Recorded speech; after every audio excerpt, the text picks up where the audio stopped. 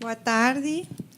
Eu me excusarei de não falar português, porque o meu português é muito ruim. Vou falar espanhol. Espero que divagar para que todo el mundo entienda. Ellas me pusieron esta cuestión: ¿por qué enseñar a aprender lenguaje en educación infantil? Y mi respuesta a esta cuestión es sí, hay que enseñar, para que los niños aprendan lenguaje en educación infantil, tanto lenguaje oral cuanto lenguaje escrito, por muchos motivos. Primero, porque el lenguaje no es uniforme entre la población, no es un hecho uniforme, no es un proceso totalmente natural, como se pensaba antes, sino que es un hecho muy determinado desde el punto de vista cultural. Segundo, porque no es un fenómeno totalmente interno que sucede solo en la cabeza de la gente, sino que es algo que se aprende en interacción, como dijo Lavia. Ni es tampoco totalmente externo en el sentido de que está en las publicaciones, los diccionarios, las gramáticas de la lengua, sino que también es un proceso que se adquiere de forma interactiva. En tercer término, porque hay muchas modalidades del lenguaje. Por ejemplo, todos sabemos que no es lo mismo lenguaje oral que lenguaje escrito. Luego, porque es un fenómeno cognitivo de tipo específico, es un fenómeno cognitivo especial, digamos, no como cualquier conocimiento. Y finalmente, porque lo que se considera competencia lingüística, en el caso de los niños, es el resultado de un proceso educativo, que es lo que voy a justificar aquí.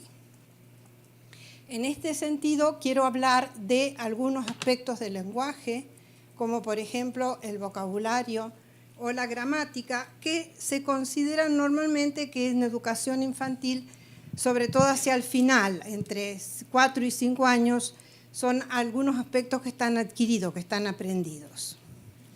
Luego voy a hablar de algunos otros aspectos, como el desarrollo pragmático, el desarrollo discursivo y el narrativo, que se considera que no están tan aprendidos. Pero poco a poco voy a mostrar estos ejemplos. Mostrando estos ejemplos, lo que quiero señalar es que la respuesta a esta pregunta la hicimos a través de la elaboración de un material, en un trabajo conjunto con el laboratorio de la Universidad de Barcelona, el equipo que trabaja allí en la Universidad en Barcelona, para dar respuesta un poco a este tipo de cuestiones. Por ejemplo, en el caso del vocabulario, se supone que todos los niños llegan a la escuela de educación infantil, y sobre todo en el segundo, que llamamos segundo ciclo, de 3 a 5 años, teniendo un vocabulario. Pero las diferencias en el vocabulario son muy marcadas. Todos los estudios han mostrado que en el final de segundo curso, que podría ser 7 o 8 años, los niños que podríamos describir como del 25% más bajo de una población tienen conocimiento promedio de 4.000 palabras.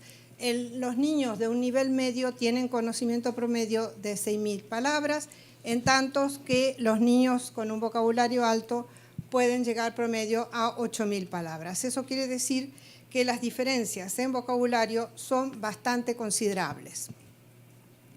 Esas diferencias entre vocabulario pueden ser debidas, por ejemplo, a una especie como de sesgo en el estudio, porque, digamos, hay que diferenciar entre lo que el niño conoce del vocabulario y lo que el niño usa de un vocabulario. Entonces, cuando estudiamos vocabulario, tenemos que tener en cuenta qué es lo que evalúa el estudio. Pero además, porque, digamos, en todo lo que es vocabulario, hay también que considerar el conocimiento lexical de nombres, de verbos, de adjetivos, y se sabe que no es igual la adquisición de los nombres cuya referencia pueda estar relacionada con objetos o con procesos o con estados circunstanciales, de lo que es la adquisición de los verbos o los adjetivos o incluso las preposiciones que significan o refieren a relaciones entre elementos. Tampoco es lo mismo en cuanto a vocabulario, el tipo, digamos, de construcción en que aparece el vocabulario de la frecuencia de la ocurrencia de cada vocabulario.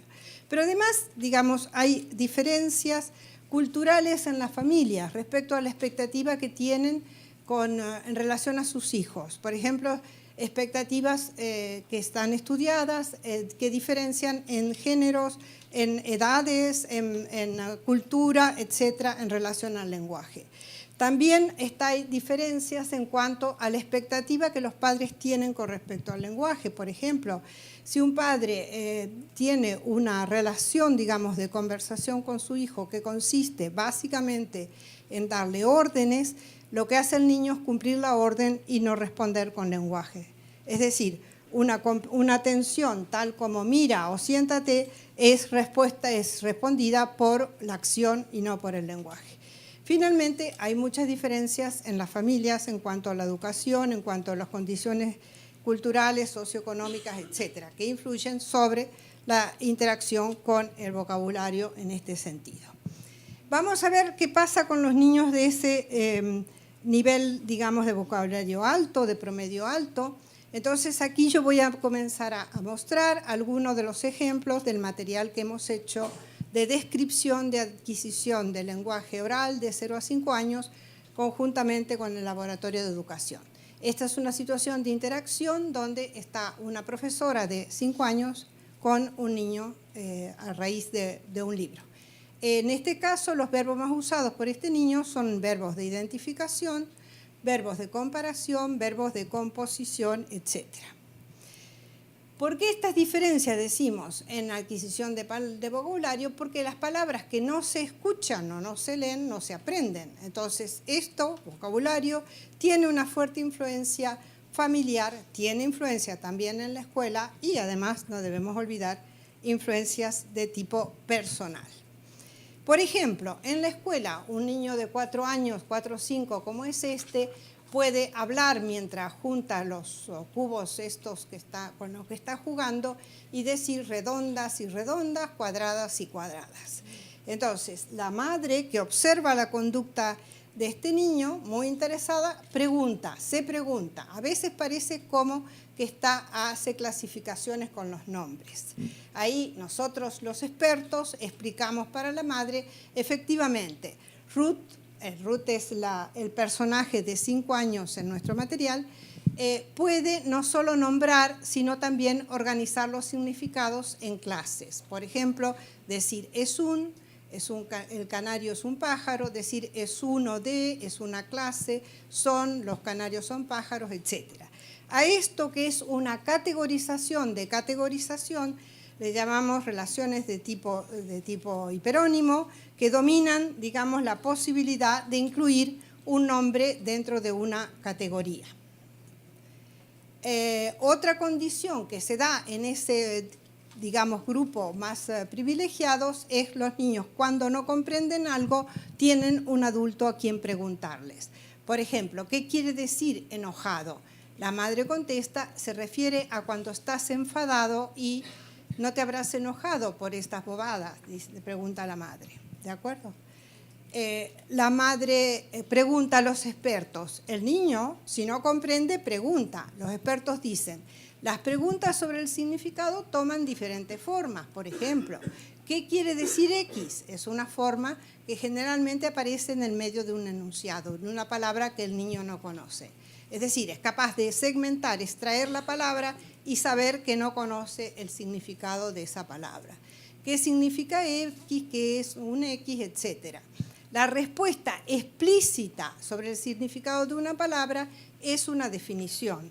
La conquista de la definición es una cosa que comienza hacia los 5 años. Cuando era más pequeño, ya preguntaba qué es un X, pero siempre le respondía señalando y diciéndole, es esto, reflexiona la madre. Los expertos, la madre, esta hipotética madre típica, digamos, de clase media interesada por la educación de sus hijos, los expertos responden, claro, dice, no pedía una definición, preguntaba qué era lo que se estaba nombrando. Nombrar está relacionado con los conceptos y definir está relacionado con las categorías. Las definiciones tienen una forma convencional, un X es un Y, donde Y es un hiperónimo, etc. Es decir, se le explica la diferencia entre señalar a qué se refiere un nombre y categorizar ese nombre. Me parece que yo mezclo, dice la madre, muy sabida, como la niña esa de la anécdota de Vía, que yo mezclo nombrar con definir. Entonces, los expertos explican cuál es la diferencia entre un caso y el otro.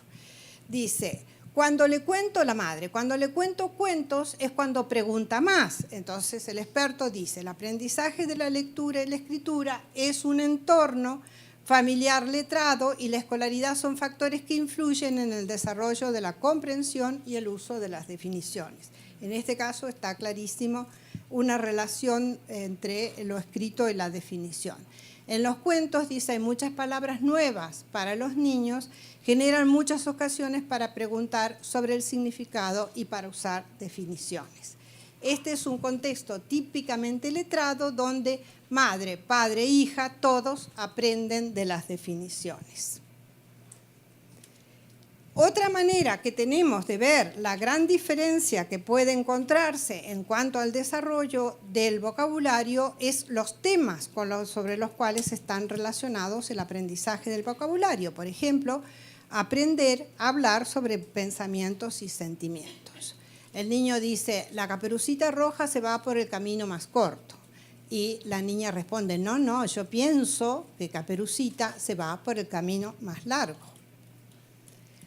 ¿Sabe Ruth lo que es pensar?, se pregunta la madre. Entre los 4 y 5 años, los niños se atribuyen a sí mismos y a los demás la capacidad de pensar. Es lo que se denomina la teoría de la mente. Es uno de los momentos que la psicología establece como más importante en el desarrollo entre los 4 y 5 años. Empieza en este momento a usar verbos que se refieren a procesos mentales, como por recordar, pensar, creer, imaginar, etc. Esta capacidad le permite expresar y comprender mejor estados internos propios y ajenos. Vamos a ver, por ejemplo, le permite expresar. Presentamos aquí un álbum de expresiones donde la niña dice, pienso que he dibujado una niña. Entonces ahí es el plano de la intención y de los, digamos, proyectos mentales. Explicitar, donde la niña puede pensar que tiene dudas, incertidumbre, indecisión, dice, no creo que me deje salir al baño, piensa la niña respecto o en relación a la madre. O, por ejemplo, un desacuerdo de punto de vista y dice, no estoy de acuerdo. O un conocimiento o desconocimiento, no estoy segura de cómo hacer la tarea. O una hipótesis, una opinión, puede presentarse fantasías e incluso hasta razonamiento. Esto es una categoría nueva dentro del vocabulario. Es verdad, dice, cada vez se entiende también mejor las emociones. Entonces los expertos especifican, hacia los 4 o 5 años, los niños empiezan a entender que lo que genera las emociones son las creencias de la gente, aunque sean falsas. Me puse triste porque pensaba que no ibas a venir, dice la niña. Los expertos dicen, el lenguaje que usan los adultos cuando hablan con el niño contribuye al desarrollo de las categorías psicológicas, es decir, el vocabulario para referirse a categorías psicológicas. ¿Cómo contribuyen? Pues porque se utilizan frases con expresión con que, pienso que, creo que, estoy de acuerdo con, etcétera, cree que, etc. Se usan predicados volitivos con verbos como desear, querer, soñar. Se usan verbos que nombran actividades cognitivas como saber, pensar, creer. Se usan verbos modales como poder, tener que, querer que, ser posible, etc. Nombres y adjetivos y además los verbos que nombran la fuente de la información como lo sé porque lo he visto, lo sé porque lo he oído o lo he escuchado o lo he sentido o lo sé porque lo he pensado, lo he inferido, etc. Es decir, verbos que muestran la evidencia, digamos, de la creencia o del conocimiento. También, relación con el vocabulario, se aprenden preposiciones que organizan el espacio. ¿Dónde están las fotos? El niño dice en la estantería, entre los cuentos. Me explica muy bien dónde están las cosas. Los expertos le explican a la madre. Los niños entienden conceptos espaciales cada vez más complejos. Este desarrollo está relacionado con sus capacidades cognitivas de organizar el espacio y con los usos de la lengua. Por ejemplo, los personajes aquí presentes en nuestro material, Clenis de 3 años, Nelson 3-4 y Ruth de 4-5, pueden conocer algunas de estas preposiciones. Por ejemplo, la pequeña sabe en, sobre, bajo, el mediano sabe arriba, abajo, encima, y la mayor sabe entre, alrededor o junto.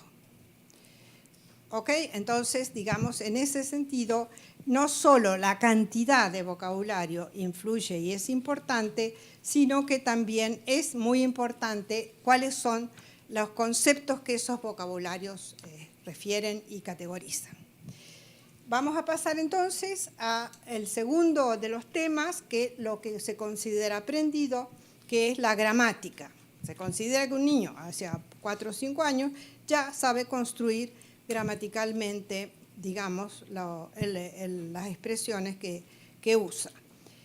En el proceso de adquisición de las construcciones orales, el input que reciben los niños, es decir, lo que decía la Vía, aquel contexto que usan los padres y los adultos para interactuar con él, constituyen un elemento sumamente importante porque van a dar el aumento, digamos, la cantidad suficiente de lo que se conoce como masa crítica.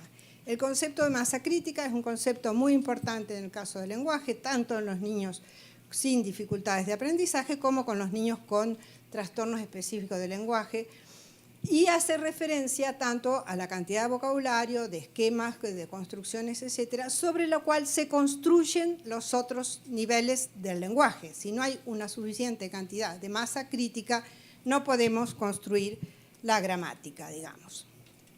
Esto que yo menciono son estudios empíricos de un grupo de gente que muestran que los niños oyen entre 2 y 4 años entre 5.000 a 7.000 enunciados por día.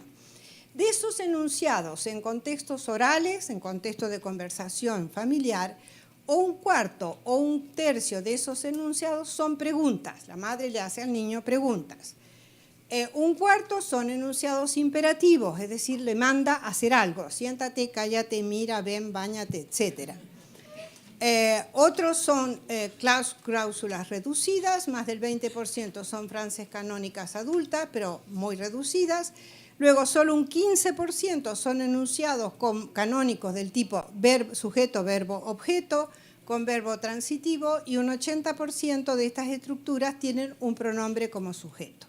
Palabras frecuentes, este tipo de frases comienzan siempre con determinado tipo de palabras que son muy frecuentes.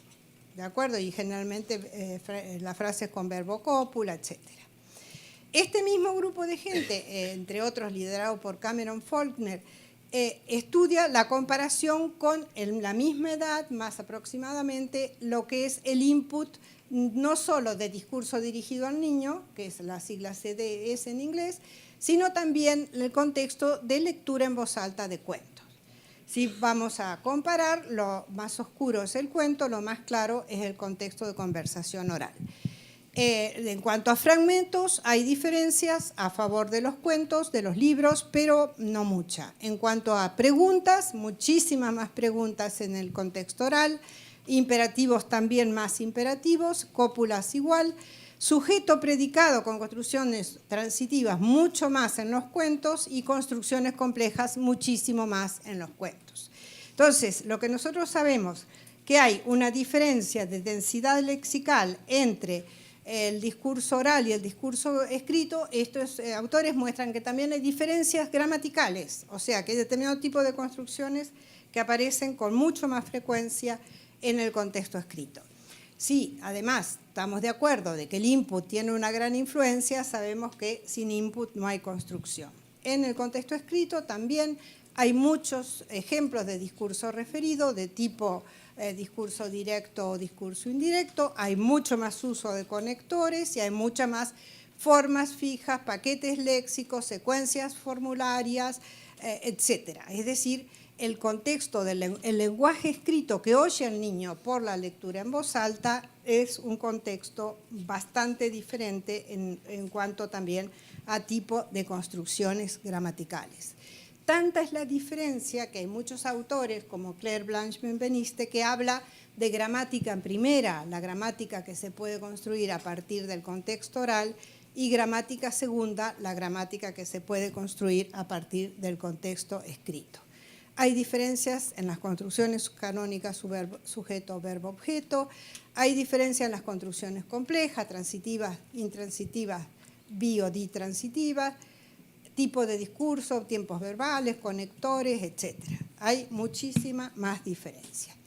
Esas diferencias impactan sobre los progresos gramaticales de los niños y entonces cuando llegan a 4 o 5 años no tienen construcciones semejantes.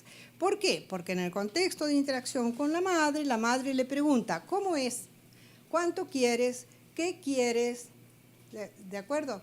¿Dónde está? Etcétera. Entonces la madre pregunta a los expertos. Ruth ya habla bastante, pero yo no sé cómo entender eso de los aprendizajes gramaticales, claro. Es como hay que ser lingüista para ser madre, algo así. A esta edad, a los 5 años, ya han hecho muchos progresos los niños. Por ejemplo, las construcciones tienen 4 y 8 palabras, usan coordinaciones, tienen expresiones para expresar rechazo con la negación, emplea primera y tercera persona, usa preguntas, puede construir oraciones con verbo conjugado más infinitivo, más gerundio, relativos, adverbios, introductores y infinitivos. Entonces la madre reflexiona, sí, esas cosas es lo que hace. Pero si yo como madre no sé todo esto, no me doy cuenta, es verdad, claro, para darse cuenta tienes que saber qué es lo que estás observando. Y entonces el experto dice, pues justamente para eso te estamos ayudando. Podemos ayudarte a observar, por ejemplo, cuando usas verbo en tiempo pasado, fuimos al parque, y cuando usa verbos en condicional, yo podría ir también.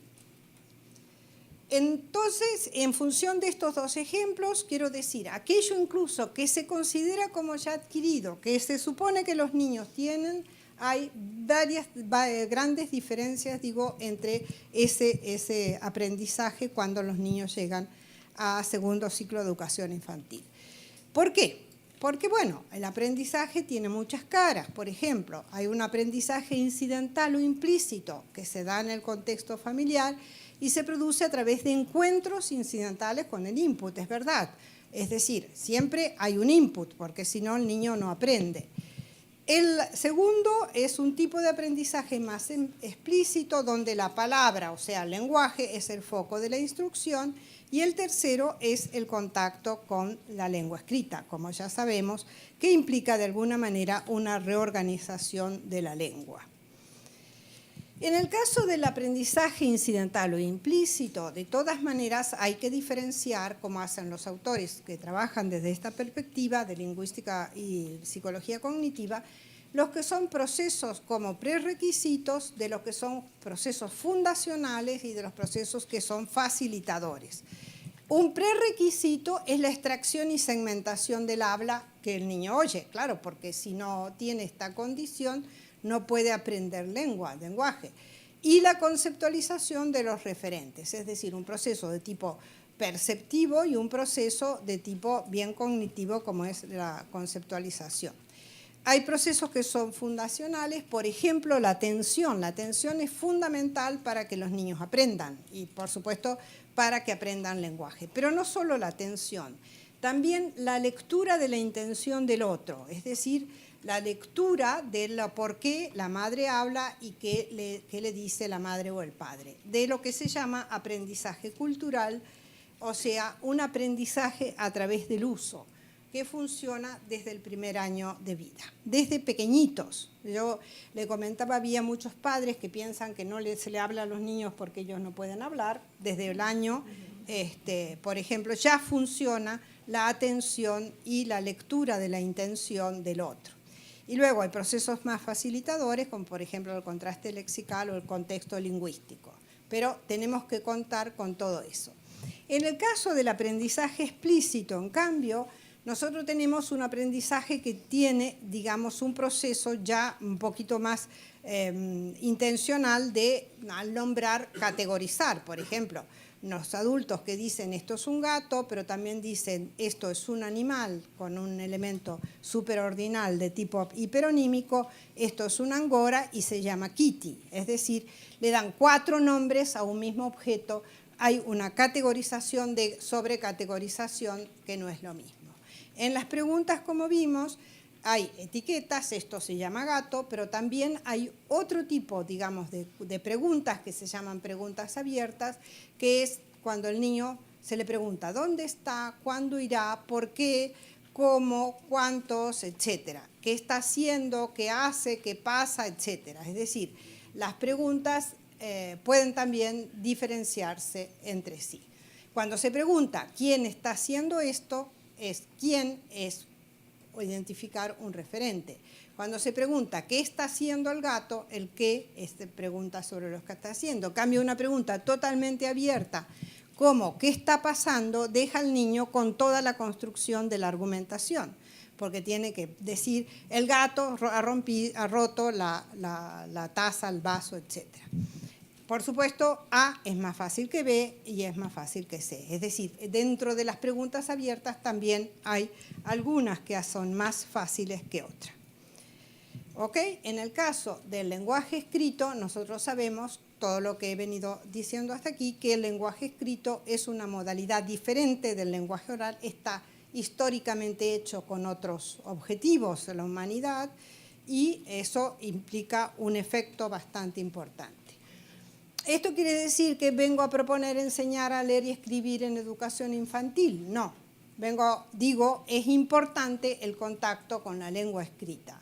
La lengua escrita antes de leer y escribir, la lengua escrita que se presenta en los libros, en los textos. Esta es mi posición y ha sido bastante, digamos, bastante, no es de ahora, digamos, hace mucho tiempo que vengo defendiendo lengua escrita antes que aprender a leer y escribir. ¿Por qué?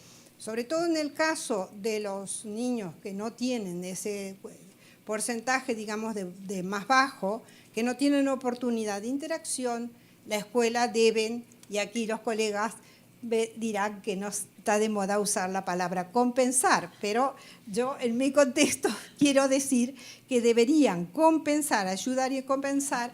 ¿Por qué? Porque si es que yo tengo razón, el lenguaje no es uniforme y en este sentido también los contextos y las prácticas culturales se heredan porque si los padres son letrados, hablan de una manera diferente con sus hijos. Por ejemplo, el niño que interactúa con los libros tiene conocimiento de lo impreso. Este conocimiento de lo impreso se aprende antes, incluso de aprender las letras o de aprender a escribir un nombre. En la literatura sobre la alfabetización se denomina conocimiento de lo impreso el tipo de informaciones que forman parte del desarrollo de la alfabetización emergente. Por ejemplo, la forma y la función de los textos, la relación entre texto y soporte, la relación entre lo oral y lo escrito, etc. Esto se llama alfabetización emergente. Estos entornos letrados se dan tanto en la familia cuanto en la casa, en la escuela, digamos. Dicen que es muy importante esta relación y los expertos dicen, no solo es importante ver y oír a los adultos leer, sino también oír lecturas dirigidas al niño, explorar los materiales escritos por sí mismo, interactuar con lectores expertos, es decir, el contacto con la lengua escrita no es un contacto que venga dado por el objeto presencial, porque haya libros en la casa. Además de libros, tiene que haber lectores, porque es a través de los lectores y de los que comentan los libros que los niños aprenden.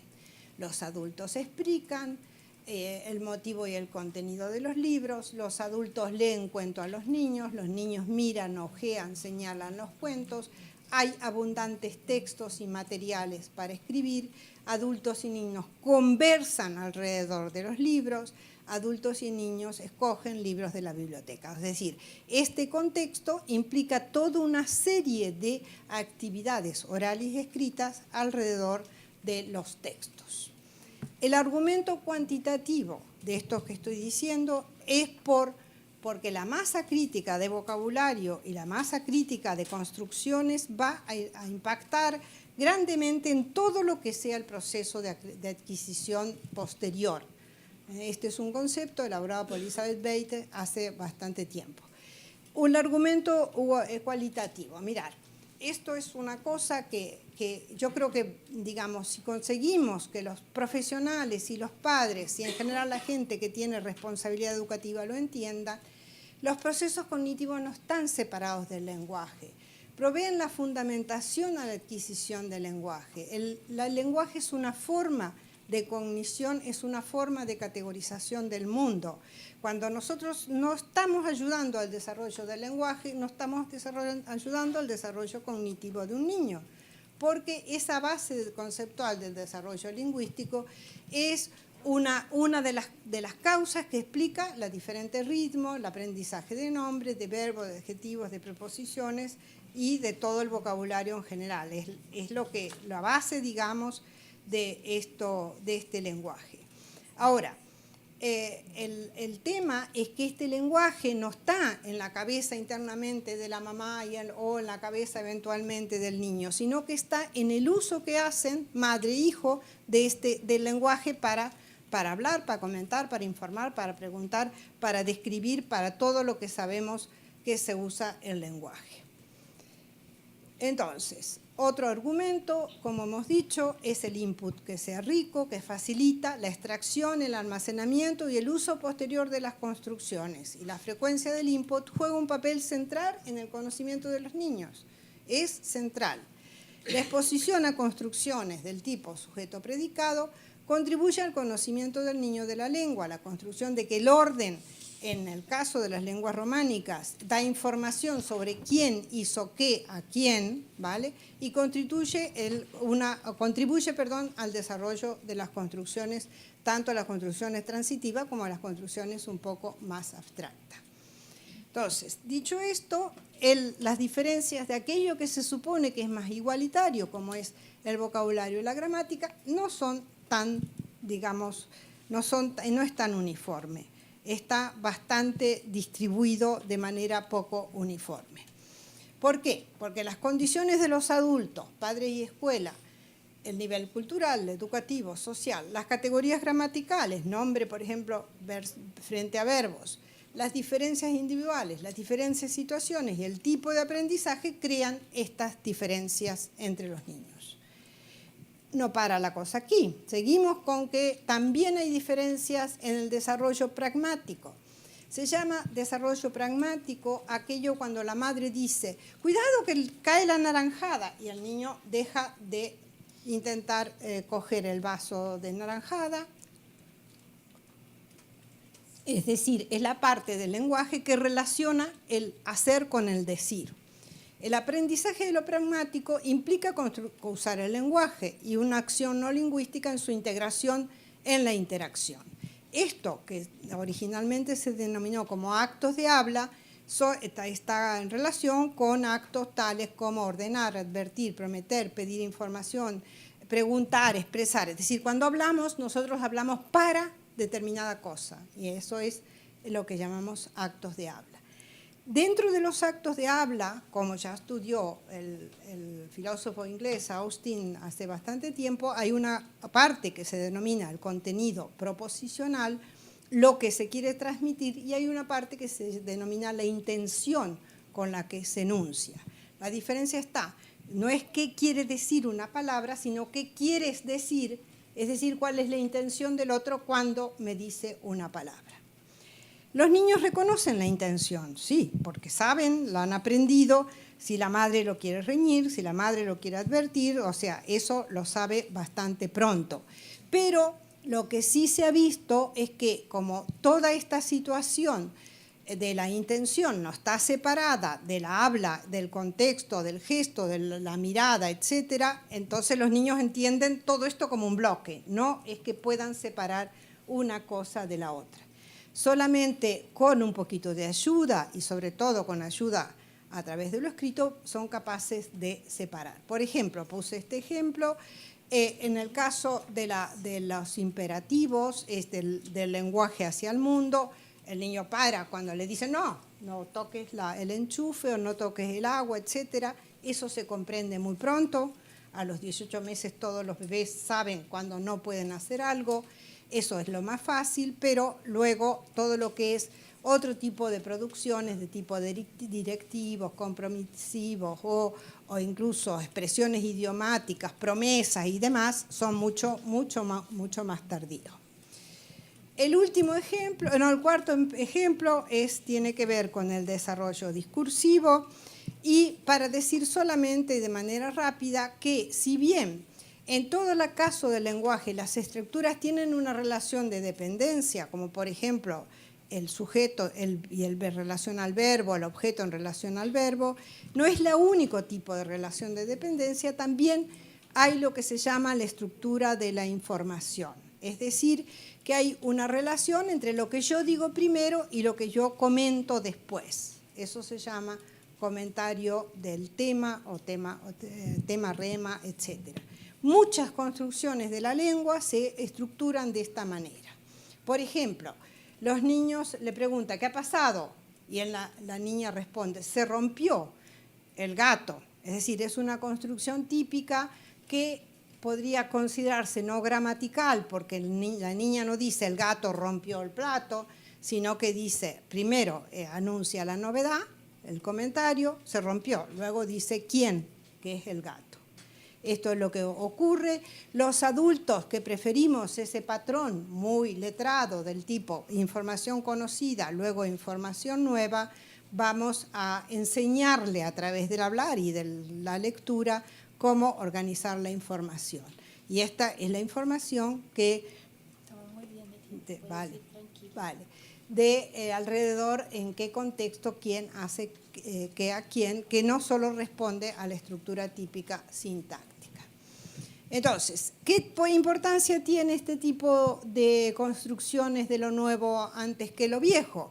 Para saber que mi interlocutor conoce lo nuevo, tengo que tener una teoría sobre el interlocutor, saber qué es lo que él sabe sobre un tema, es decir, conocimiento del interlocutor que, claro, implica un conocimiento de tipo psicológico bastante complejo, para luego informarle de qué es lo nuevo. En relación a la estructura de la información, hemos visto que los niños son sensibles al tema para hacer comentario y al conocimiento de lo nuevo para estructurar la información. Pero esta sensibilidad depende de las condiciones del input, es decir, del contexto en que está. Último ejemplo, el ejemplo del desarrollo narrativo, que esto sí, todos suponemos que va alrededor, digamos, del contexto escolar y se desarrolla hacia el final de la educación infantil y comienzo de la primaria. Jerome Bruckner estudió 4 condiciones para explicar el desarrollo narrativo: la presencia de agentes, la acción que ejercen los agentes, el orden secuencial de los acontecimientos y el mantenimiento de la secuencia y la perspectiva de la voz del narrador. Claro.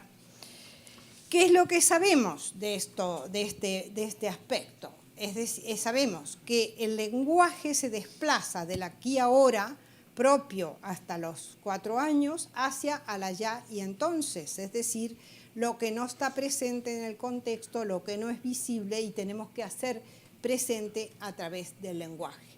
Los estudios sobre este proceso muestran que a los 3 años los niños comienzan las narrativas a partir de la experiencia personal, siempre que tengan posibilidad de hablar sobre lo que les ha pasado, que luego se representan el personaje como un actor que hace determinada cosa, pero que no tiene mente, digamos, un actor no mentalista, luego reproducen de manera icónica los eventos cronológicos tal cual van pasando y lo hacen icónico con el lenguaje.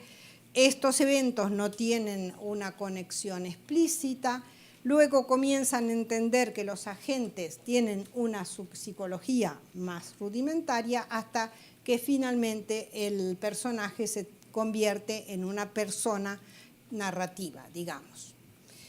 El argumento cualitativo en favor de la continuidad en el aprendizaje y la presencia de los textos, que esto es un punto de vista muy teórico, pero que yo no renunciaba a presentarlo aquí por mostrar su importancia, tiene que ver con una perspectiva sobre el lenguaje.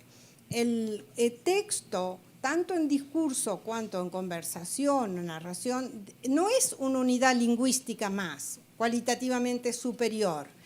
No, sino que el discurso o el texto es el dinamizador de todas las otras unidades lingüísticas, es decir, es en el contexto de la conversación, discurso, en el contexto de la narración, de la lectura en voz alta, del hablar largo y prolongado con los niños, el que el niño va a aprender el lenguaje. Es en el contexto de ese discurso-texto donde aprendemos, descubrimos la lengua, y es mediante los textos que nos comunicamos.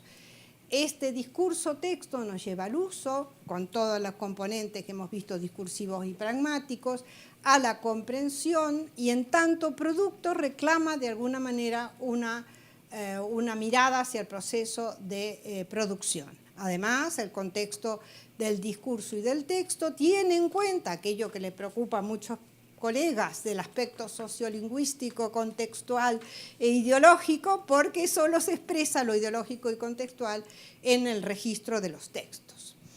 En este sentido, debo decir que la argumentación del lenguaje escrito antes del lenguaje oral, de la lectura y de la escritura, es porque los niños que interactúan con este tipo de material pueden reconocer los libros, dar vuelta a la página, colocarlo en posición adecuada, aguantar los libros, atender a lo que se le lee, entender los dibujos, entender los que se escuchan desde los 3 años.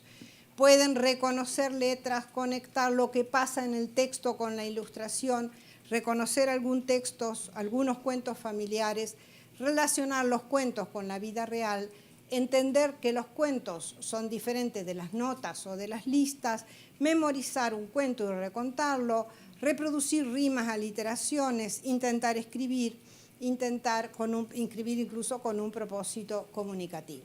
A los 5 años pueden saber algo sobre los títulos, seguir el texto, hacer predicciones, diferenciar entre nombrar la ilustración y nombrar lo escrito, preguntar, reaccionar, recurrir a los libros, escribir algunas cosas y reescribir incluso textos conocidos. O sea, pueden hacer todo esto si tienen condiciones y contexto de interacción con lectores y con usuarios de los textos.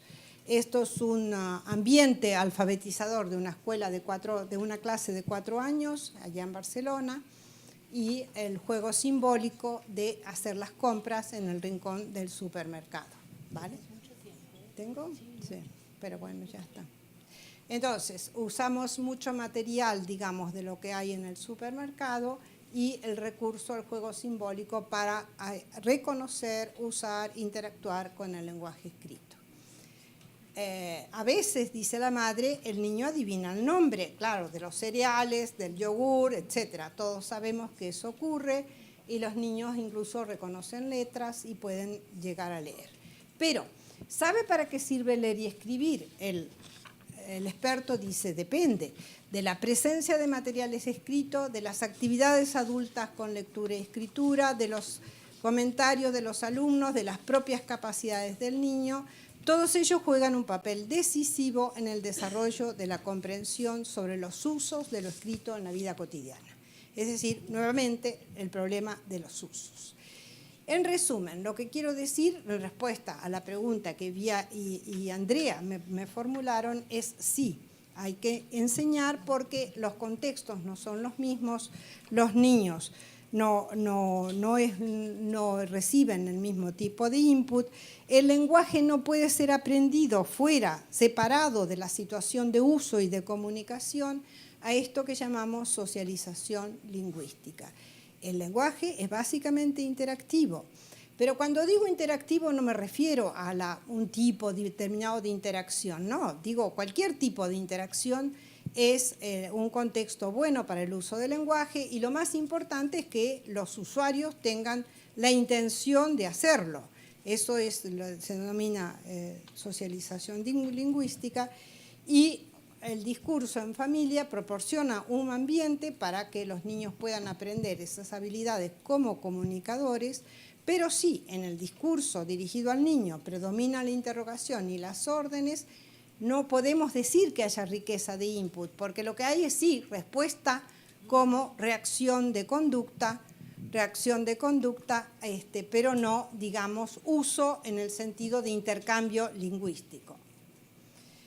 Finalmente, quiero decir que en el contexto de la conversación o de la lectura en voz alta, la frecuencia y la complejidad varía según los contextos. Es decir, que el lenguaje está hecho, digamos, desde el punto de vista filogenético, hecho para interactuar unos con otros, nosotros, los humanos, unos con otros, e influir sobre las condiciones de la acción del otro, la conducta del otro y su relación con el medio.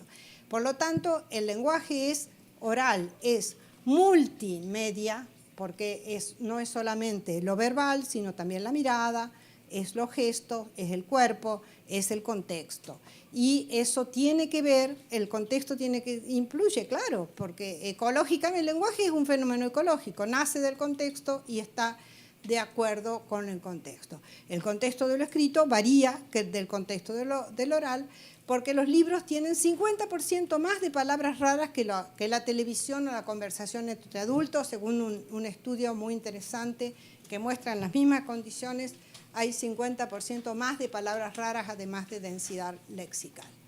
En relación al adulto, la familia y el docente no es un factor externo. Esta idea, si pudiera dar suficientemente fuerza, el adulto, sea papá, mamá, abuela, abuelo o hermanos, o incluso profesores, profesoras, no es un factor externo, es la mitad del proceso, forma parte del proceso. Somos todos responsables de lo que los niños aprenden, porque nosotros somos los que interactuamos con ellos. Por lo tanto, ¿es la comunidad lingüística homogénea? Todos aceptamos que la comunidad no es homogénea desde el punto de vista cultural, no es homogénea desde el punto de vista social. Ahora, pensamos, no sé por qué nos han hecho pensar que lingüísticamente sí, al menos en lenguaje oral. No, no lo es. Y perdón por Alex, pero insisto que la responsabilidad de la escuela es tener en cuenta las condiciones en que llegan los niños en este aspecto. Bueno, luego para quien se interese tengo bibliografía, nada más.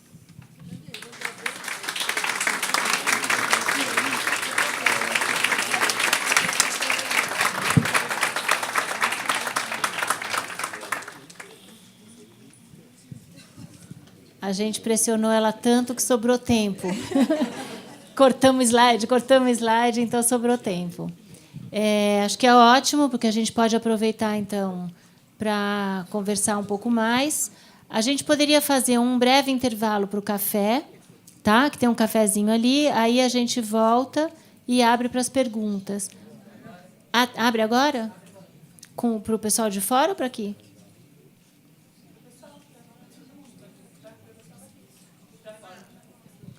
Não é melhor a gente fazer um café primeiro?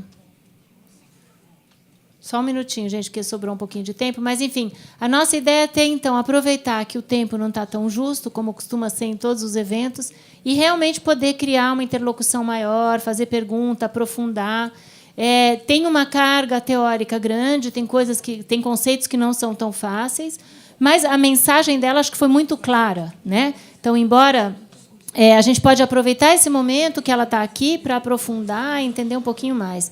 Enquanto estão resolvendo se faz café já ou não, eu vou aproveitar para pedir para ela dar mais uma aprofundadinha. Eu acho que ela fez uma apresentação onde ela botou muita ênfase no papel da família, da mãe, até porque o exemplo era o contexto família, né? Então, acho que seria muito bom, Ana, que a gente também pudesse fazer um olhar mais focado na escola e no processo formativo, porque eu acho que é muito interessante a maneira como você coloca que a gente deve tratar desse assunto da aquisição da linguagem no processo formativo. Como trabalhar isso com os professores, mais especificamente na questão que você chama tanta atenção, do qual é essa parte final mesmo que você estava falando, quer dizer, esse papel da interação. O que é a interação e como é que a gente trata esses elementos, a língua, a criança, o professor? Na escola. Eu te envié un link de una profesora italiana que me mandó una entrevista, no sé si lo viste. Bueno, esa profesora italiana es de Génova y ella es entrevistada en una revista educativa en Italia, no sé si en Génova o en Roma. Enfatiza mucho, habla de metodología narrativa, bueno, es una cosa que está de moda ahora, todo narrativo, enfatiza mucho en el ambiente de la clase, y entonces dice que ha organizado el ambiente de su clase, y ya trabaja con 4 años, como si fuera una casa, ¿vale? Como su casa, digamos, con rincones, con la sala de estar, el comedor, etcétera, para trabajar con los niños. Al principio te quedas diciendo, bueno, pero la escuela es una institución diferente que la casa, y luego yo me puse a pensar, es muy difícil para los profesores de 3 años, 4 años, trabajar esto que yo estoy diciendo. Es muy difícil, porque enseñar lengua oral es sumamente difícil. Entonces, esa profesora, ¿qué hace? Recurre a organizar un ambiente que le permita tener una interacción más individualizada con grupos de niños. Los pone en un rincón comida, en un rincón que es sala de estar, televisión, ¿Me entiendes? O sea, recurre a una organización material para facilitarse a ella misma la interacción. Porque si la profesora está aquí y todos los demás niños están sentados, separados y en hileras, cada uno a lo suyo, la interacción es un monólogo. Yo ahora estoy haciendo un monólogo. Para hacer un diálogo tengo al menos que esté bien aquí, porque si no es muy difícil para mí hacer un diálogo. Entonces, si no se influye sobre ciertas condiciones materiales, pero condiciones en el sentido que hacen los arquitectos, de uso. ¿Para qué quieres ese espacio? ¿No? Para hablar con los niños, para interactuar. Bueno, vamos a pensar cómo organizar el espacio de 3 años, de los párvulos de 3 años o de 4 años, de manera que el adulto, 1 o 2, puedan interactuar. Si no, organizar la enseñanza de lengua oral así, sin escritura, imagínate, ¿cómo lo vas a hacer? No hay nadie que pueda enseñar oral sobre oral dando una clase, ¿me entendéis? Es efímero. Cuando yo digo futuro ya se fue por escuchar la última parte, o sea, ya no permanece. Entonces, enseñar lenguaje oral, ya os digo, es sumamente difícil en 3 años y 4 años si no te creas los contextos adecuados de interacción. Y ya sabemos, la interacción 1-30 es imposible, ¿no? Es un monólogo, no es una interacción. Entonces, esa es una de las cosas que hay que pensar.